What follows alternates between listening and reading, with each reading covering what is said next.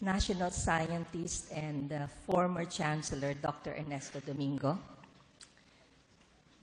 National Scientist Lourdes Cruz, Academician and former UP President Emil Javier, Academician Ruben Villarreal, Academician Mercedes Concepcion, Academician Jaime Montoya, Chair Patricia Lecuanan, UP President Alfredo Pascual, Regent Neil John Macuja, former Regent Nelia Gonzalez, former Regent Lourdes Abadingo, Academician and Vice President for Academic Affairs Gisela Concepcion, Vice President for Administration Maragtas Amante, Vice President for Public Affairs Prospero de Vera, Vice President for Legal Affairs Hector Dani Uy, University Secretary Lilian de Llagas, Academician and UP Diliman Chancellor Michael Tan, UP Open University Chancellor Grace Alfonso, UP Mindanao Chancellor Sylvia Concepcion, UP Cebu Dean Liza Coro, former UP Manila Chancellor Ramon Arcadio, former UP Manila Chancellor Marita Reyes, UP System Assistant Vice President for Academic Affairs Rod Azanza, UP System Admissions Director Aurora Odette Mendoza, UP System UP Press Director Jose Neil Garcia, Professor Emeriti, Vice Chancellors, Deans and Directors from UP Manila and other constituent units, Australian Ambassador Bill Tweddle, UP Los Baños Chancellor Fernando Sanchez, although he is not present, was here until past midnight to supervise the preparation of the stage today, the gift of Los Baños, on the occasion of my investiture.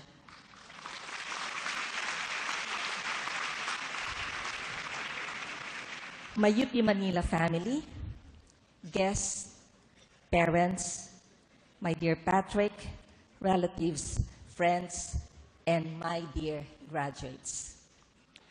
Graduations are important milestones in our lives. Indeed, it is both the end of a chapter in our life and the beginning of a new one. When I was seated in the audience, like all of you, 38 years ago, I had no idea where my path would bring me. The only thing that was clear in my mind then was that I wanted to become a doctor. Yes, I became a doctor and more, as my life is full of vibrant stories to share. And this is the first time I've been introduced in the range of the rainbow colors. Vice Chancellor Eva. I asked my son Patrick, a medical intern at the Philippine General Hospital, and my mentees, who are part of the graduating class of the College of Medicine 2015, which story should I share with the rest of you, my dear graduates? They were one in saying, share my story on how I became a geneticist. My path to genetics was a major turning point in my life. Early on, I wanted to become a doctor and, to be specific, a pediatrician. When I was in pediatrics training at the Philippine General Hospital, I decided I wanted to become a neonatologist, a specialist who takes care of very sick newborns and premature babies, babies born before 9 months. Everything was clear and set for my training in London until the lone geneticist of the Philippine General Hospital died of cancer, leaving a vacuum in our department. Since I was the youngest faculty member at that time, I was pressured by my senior faculty members of the Department of Pediatrics to change my field of specialty from neonatology to pediatrics to genetics. It was a very difficult situation for me at that time. I was actually very upset and hurt. But although a very difficult decision to pursue a road less traveled, I finally said yes. I listened to the wisdom of the senior faculty members because I trusted them. Upon my return, and being the only clinical geneticist in 1990, I had the responsibility of setting up clinical genetic services at the Philippine General Hospital. In a decade, I was able to set up 4 genetics laboratories at the National Institutes of Health, followed by a series of newborn screening labs nationwide. In Manila to serve the National Capital Region, Region 4 and 5, in Iloilo to serve the Visayas, in Davao to serve Mindanao, in Angeles City to serve Northern Luzon, and in Batangas to serve Southern Luzon. Looking back now, I have no regrets. I am happy I made that difficult decision in 1987. If I pursued the path of a neonatologist, I will be working in 3 or 4 hospitals only. Because I opted to be a geneticist, I became instrumental in setting up the newborn screening program that is currently being offered in more than 5,000 hospitals in the country, bringing hope to every newborn in the Philippines. As of today,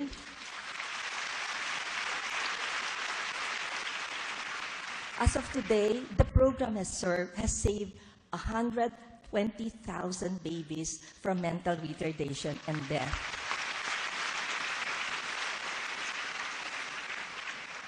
My dear graduates, life is made up of choices. In every crossroad in our life, we always have a choice. The best choice may not always be the easiest. The right choice may not necessarily what you want, but you will always have a choice.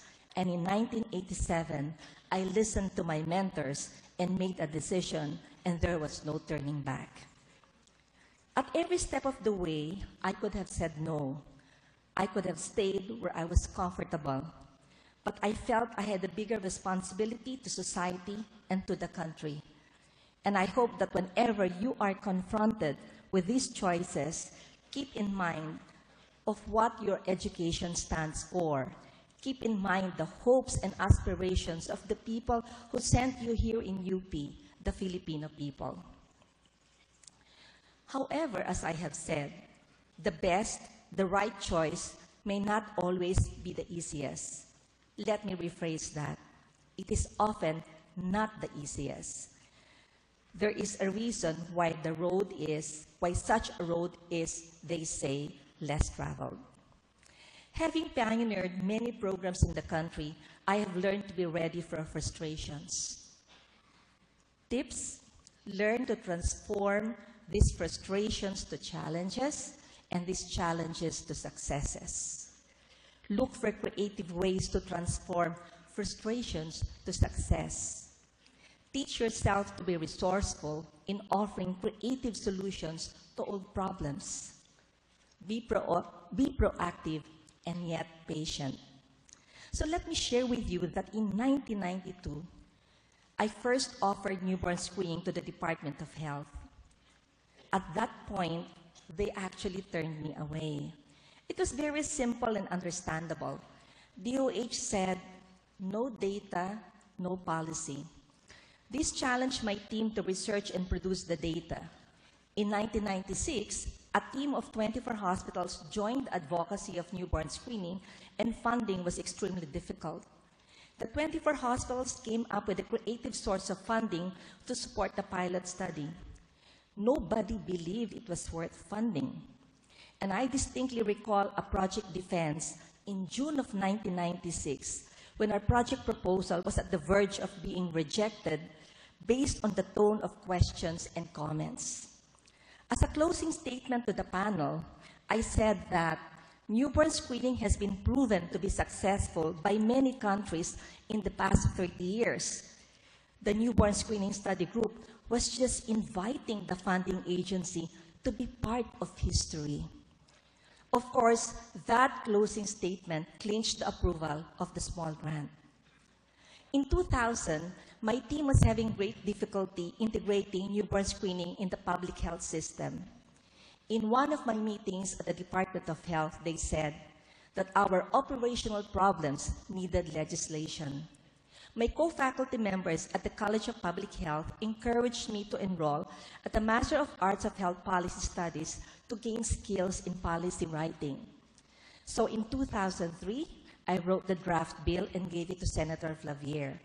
When the bill was filed, several sectors, including physician groups, tried to stop this bill being passed. A bill that translated to saving lives was being rejected by physicians? Sadly, yes. But the newborn screening bill was miraculously passed in less than a year. If I stopped in 1992, 1996, 2000, and 2003, then the country will not have the National Newborn Screening Program today.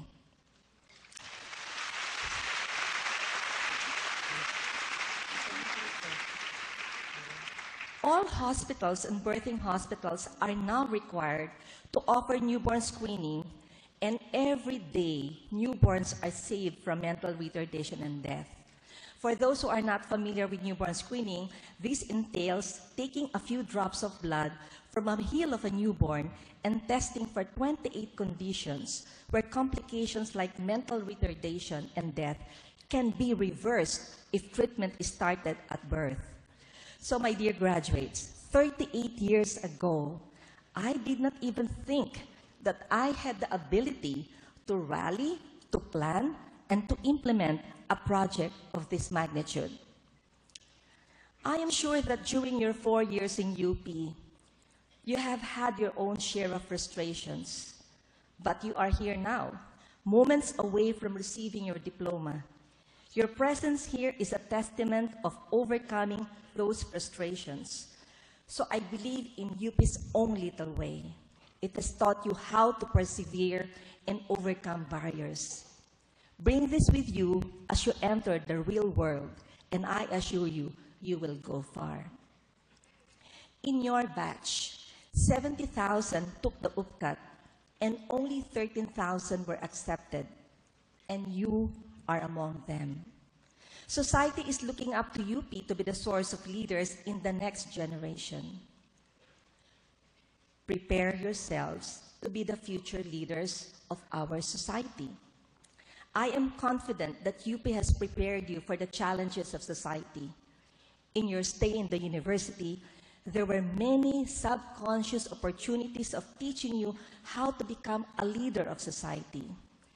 May it be through our own classes or organizations, through your council leaders and professors, through the alumni of our university, those who have come before you. My dear graduates, be proud that you have been educated by professors who are leaders in our society, trailblazers in their own fields, people who contribute to sacrifice their life in the hopes of improving the society we live in.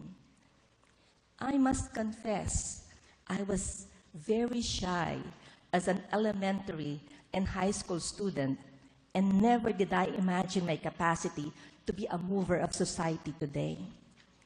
UP transformed me to be a leader, first as a student leader in my undergraduate years in UP Diliman, as a class officer at the College of Medicine and eventually part of the Medical Student Council, as a resident trainee and eventually a chief resident, and then UP Manila administration.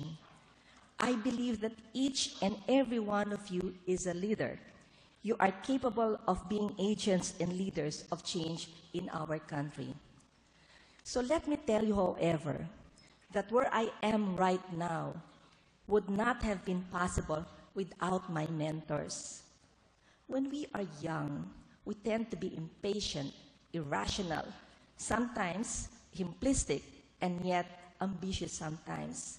We need mentors to guide us, to push us to bring out the best in us, to show us the bigger picture, and to show us the bigger role that we have to play in society. I have been fortunate to have been mentored by many great men and women in the university.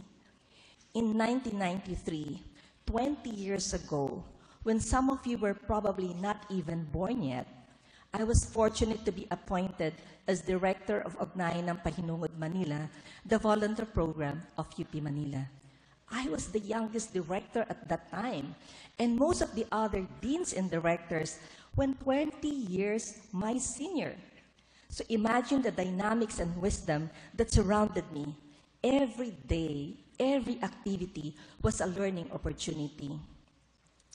In 1999, my mentors pushed me this time to convert my small genetics unit into an Institute of Human Genetics, which had a national flavor. It was difficult to understand that at that time why they were pushing me to go national when I was happy to head a small unit at the Department of Pediatrics. The Institute of Human Genetics now provides the most comprehensive genetic services in the country. I did not know that then in 1999. Had it not been for my mentors, I would have stayed in my comfort zone. But they believed that bigger things had to be done. And they believed that I could be instrumental in getting things done. They pushed me out of my comfort zone, and I will be forever thankful that to what they did to me at that time. So my dear graduates, the UP education has equipped you with abilities to take the lead in nation building. Remember, there is an obligation to give back. As you create your own ripples in society, know that UP Manila will continue to improve and strengthen itself to continue producing the leaders and agents of change. And even as you venture a new life outside the university, I want to reassure you that your home university, UP Manila, will be here to support you. As much as we are proud to have you as our graduates, we hope that we continue to make you proud graduates of our university. My vision for UP Manila is anchored on UP's mandate to perform its unique and distinctive leadership role in higher education and development, as stated in the UP Charter of 2008 or Republic Act 9500. UP Manila's national role has been reaffirmed by its designation as the National Health University under the new Charter of 2008. I envision UP Manila as the national center of health research and development for the Filipino people, building on the outstanding accomplishments of its dedicated academic community and alumni. We are fortunate that through the years, UP Manila has had a remarkable history of successful leaders who have patiently coursed UP Manila through considerable growth and change. This legacy reflects a strong institution with a clear sense of identity and purpose. We will continue to build upon this powerful tradition, and in 20 to 30 years, you will be these leaders. Make us proud. UP Manila will sustain its national role as a prime contributor to national health goals. It is my vision for UP Manila to be recognized as a major change agent in the health system that harnesses knowledge and innovations into usable and practical forms. UP Manila will gain the trust of society such that the public will always defer to UP Manila for valued opinion on health issues that affect Philippine society. UP Manila will provide a nurturing environment for accelerated change and innovation so that UP Manila will continue to grow academically and keep its competitive advantage. Through the National Institutes of Health, UP Manila is now actively engaged in reviewing health bills at both Senate and the House of Representatives. For very controversial health issues, we will host academic debates to get views of different sectors within the university and outside the university. A newly created committee directly under my office is the UP Manila Health Policy Development Hub, a joint undertaking of the College of Arts and Sciences, College of Public Health, and the National Institutes of Health, 3 units that will assist all UP Manila colleges and units in the generation of policy reviews, policy statements, among other things. As I speak to you today, 13 policy statements are being finalized, and soon to be published and shared with the concerned government agencies and general public. To name a few, we have ready policy statements for health resources for an aging population, controlling sugar for better health among school children, and health and economic effects of asbestos use in the Philippines. We will not be reactive to health issues, but rather be proactive, as UP Manila will assist government and the private sector in providing creative solutions to health issues. We will affirm UP Manila's role as the major partner of the Department of Health in responding to health issues of the country. Many of our faculty members serve as consultants at the Department of Health in their individual expert capacity. My dialogues with the DOH are centered on leveling up to an institutional partnership on major programs. Having closely worked with DOH since 2000 as an academic partner of the newborn screening program, I saw the major advantage of institutional partnership as it brought more opportunities for synergism between the two institutions. The upcoming $1 billion National Institutes of Health building will change the landscape of research in UP Manila. The new facility will bring together in one location more than 300 faculty researchers and research staff in different socio-biomedical disciplines, which will solidify efforts for increased interaction among the different health colleges and institutes within UP Manila. Currently, there are 10 existing institutes and 3 centers. The animal research facility on the 15th floor of the new NIH building will be a state-of-the-art facility that will bring home to researchers of both basic and clinical departments. The addition of the National Center for Clinical Trials will provide enormous benefits for our population in the form of new and better drugs tailored for the Filipino patient. These 2 facilities will be the gateway between scientific studies and human testing and will enable our researchers to perform phase 1 to phase 4 clinical trials. All these studies, all these researches will ensure that NIH will be the trendsetter for innovative ideas in health research. My dear graduates, there are many reasons to come back to UP Manila. First, there are new structures you will want to visit. Your much-awaited Student Center will be ready by the opening of classes in August 2015.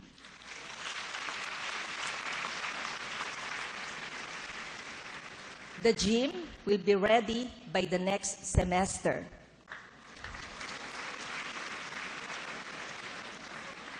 The 8-story dormitory that will house 300 students will be ready by the next school year at affordable rates. And in 3 years, I would like you to come back and attend a conference of a 500-seater auditorium at the new NIH building.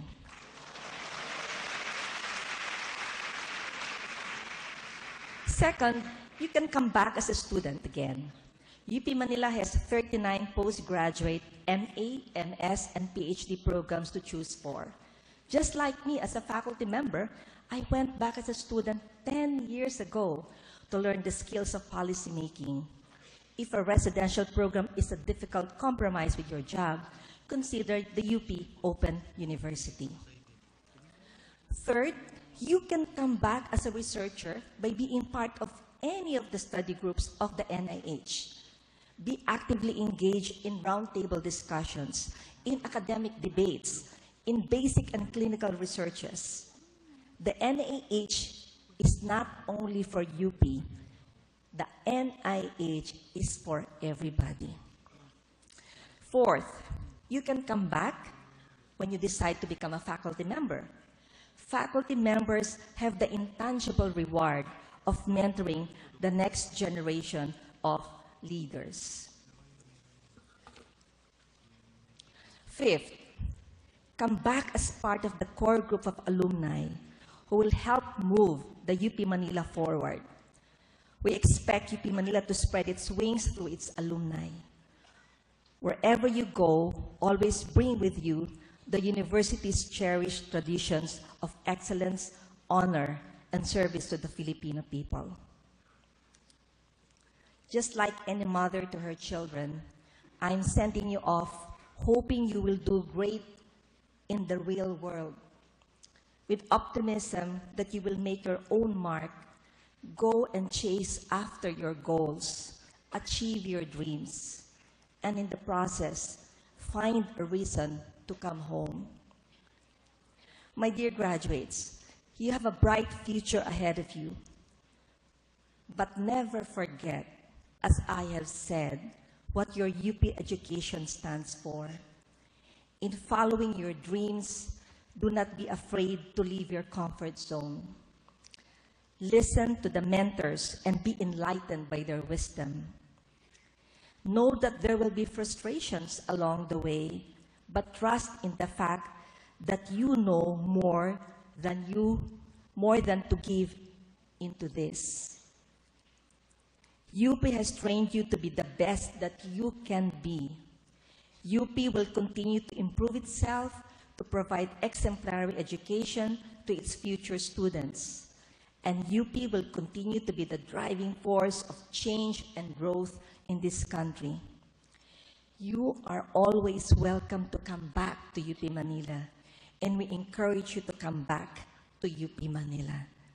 Congratulations, my dear graduates. Seek your own adventure. A pleasant good morning to all.